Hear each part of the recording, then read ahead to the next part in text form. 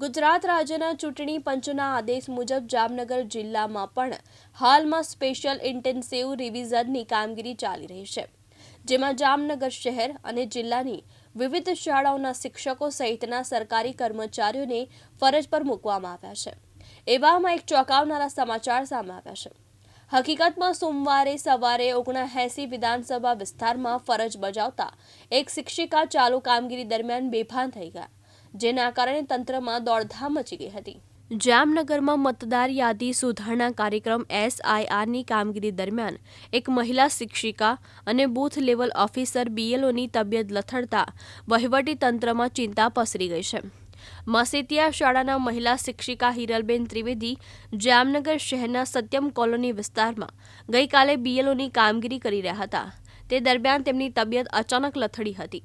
બનાવની ગંભીરતા જોતા હિરલબેન ત્રિવેદીને તાત્કાલિક સારવાર માટે JG હોસ્પિટલના ICUમાં ખસેડવામાં આવ્યા હતા। આ ઘટનાની જાણ થતાં જામનગરનો શિક્ષણ વિભાગ અને વહીવટી તંત્રના અધિકારીઓ તુરંત હોસ્પિટલ દોડી ગયા હતા। સદભાગ્યે સઘન સારવાર બાદ હાલમાં મહિલા શિક્ષિકાની તબિયત સારી હોવાનું જાણવા મળ્યું છે।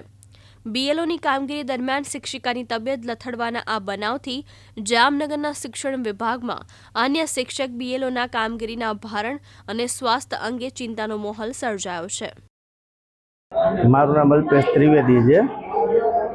મારા પત્ની જે છે મસીતિયા શાળા નંબર 2માં ફરજ બજાવે છે, જેમનો BLOનો ઓર્ડર આહિર સમાજ સત્યમ કોલોની રોડ પર આવેલો હતો। તો ફરજ પર જ્યારે હતા ત્યારે 11:30ની આસપાસ એમને એકદમ ચક્કર આવી અને અનકોન્શિયસ થઈ ગયા હતા, જેના કારણે એમને 108માં બોલાવી અને GG હોસ્પિટલમાં એને રિફર કરવામાં આવ્યા। ત્યાં તરત જ આ ટ્રીટમેન્ટના કારણે અત્યારે ICUમાં એને રિફર કર્યા છે અને આ બાબતમાં અમને સાહેબ શ્રી બારડ સાહેબનો અને બધાનો સારો એવો સપોર્ટ પણ મળ્યો। સાહેબ પોતે પણ અહીંયા જોવા આવેલા અને અત્યારે એમની કન્ડિશન છે એવી કાલ કરતાં થોડી સારી છે। આ કાલ કરતાં સારી છે થોડી, ધીમે ધીમે હવે રિકવર થશે।